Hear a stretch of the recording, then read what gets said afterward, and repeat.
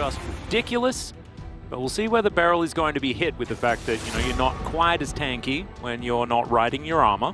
Interesting to prioritize the Syndra over the Alistar here into the Rel. I feel like the Alistar is a way safer option.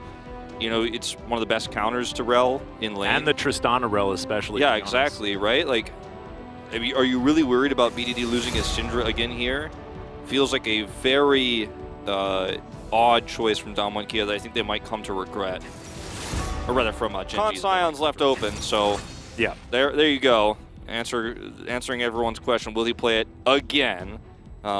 He has one more blemish on his record after last game, but surprise, surprise, does come through. The Shogoth response once more. Not a shocker. Nope. And so this game will actually functionally operate very similarly to the last one for Genji and how their comp fights front to back. For Damwon-Kia, they have a lot more safe, sustained damage, though, that they did not have last game. They have Hecarim, who can also be a great engage tool and disengage against what Genji offer. Any mana on BDD. The problem with this is now, you know, you have given both Scuttles... Oh, there's Whoa! Action. Another flash on forward as there's the rocket jump. They're trying to get onto Ruler, and they will do so as we trade immediately. Another rocket jump comes out, and that's a double for the Tristana. Well, not a double, but it's 2 kills for the bottom lane and feels great for Damwon-Kia. Yeah, and Ghost, there's no one near to pressure him. You know, unfortunately, BDD is not going to be able to make anything happen here. He checks vision here, but there's just no way you can punish as he gets this wave pushed in. He's able to get the extra gold there from those minions, and this is an exchange where the power is always going to be on the Tristana duo in these exchanges, especially if it goes the way it does, where you actually trade like that, because she's just going to be totally fine. Like, look at the burst here, and then Seth is like, oh my god, I'm not a champion anymore. I did my combo, and now I just have to walk away. It was so clever from Beryl though to close. Now Life could be in trouble. No flash available as Genji's going to move on in. Cleared down here and just flashing the wall, looking to try and punish Canyon. They do so. Double control wards into this brush as well. As 3 versus 2, it looks like Genji is still, sorry, DK is still looking for this. But not going to be able to find a follow-up kill. So the horse put into the stable for a little while longer than he wanted to. And this is really nice. Does need to get into position, and Beryl has said, well, he's not here yet.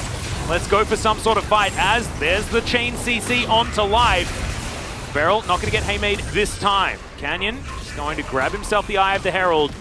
And it looks like, okay, we're going back in. We're looking for more. As Khan throws himself forward. The Onslaught of Shadows is still there. But the Unstoppable Onslaught unable to get anything done at all, and that's just Khan kind of throwing his life away there, unfortunately. That was a really... better abilities is the throw scream just because it's so instant. Certainly harder for you to react, so it is more about that mind game. This is actually, there's no vision here for Genji. I think they're realizing this is happening, but it might be just a little bit too late, the rotation here, to prevent it.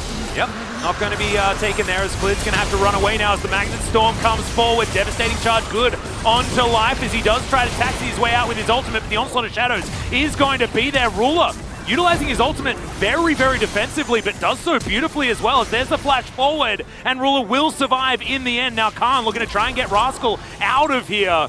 Damwon-Kia, they lose Beryl, but they secure themselves with a lot of available health. This is where Victor is going to get so much value, Atlas, in these fights. He's just going to keep pressing out Death Ray. In goes the Onslaught of Shadows as well, as they want to take down the front line first. Beryl gets in towards the backside. BDD getting cancelled completely. And it's a double kill for Showmaker to start this one off. Khan now trying to deal with Ruler and Clear. Does have to flash to get himself out of the way as Rascal limps his way towards the backline once again. And Ruler still at full health, still scary with some low health members of Damwon-Kia, but they do eradicate 2 for the price of nothing.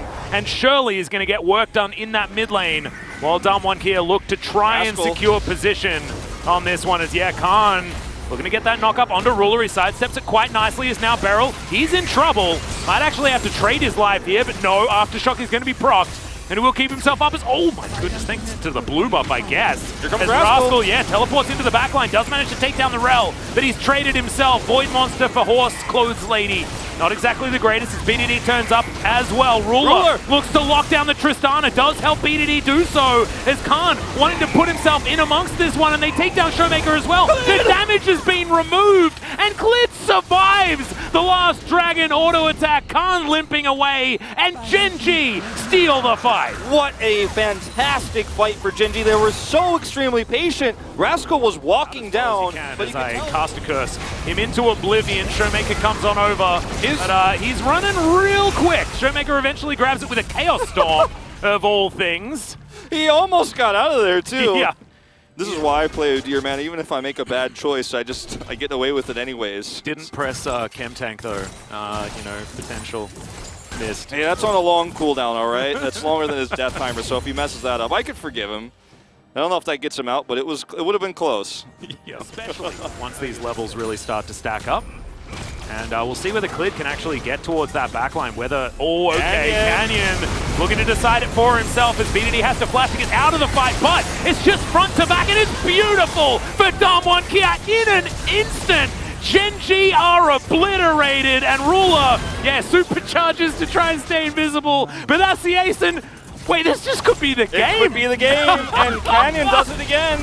Game number 1, he was able to make it happen once when they were super behind. This time they're ahead enough that they are confident that Khan can tank these. Minions show up, and that is going to be the game. We're going to a Game 3 Atlas. I love that we were talking about backline access, and I'm like, Gen.G, they have no way to get into the backline. And then Canyon's like, but guess what I do? Just canters his way in there. All right, Damwon Kia make a statement at the end of game number 2. This series going the distance, as I assume a lot of people expected. And look, Ruler's getting up. He's getting out of here. He is mad about how this one went. Yeah, you know, this was another moment where, too, you could see the power of Rel. Again, leave Rel open, too? Like, what are you doing? There's too many horses on this team. Too many horses. Speaking of which, let's have a look at the post-game to see how much damage they were able to do. I have a feeling that Ghost probably racked up a bit there, but it might be just the Showmaker show, which it is, but Ghost did do a fair bit of work, and as you can see, some justifiable frustration there from Ruler, who even on a Kai'Sa that wasn't fully online,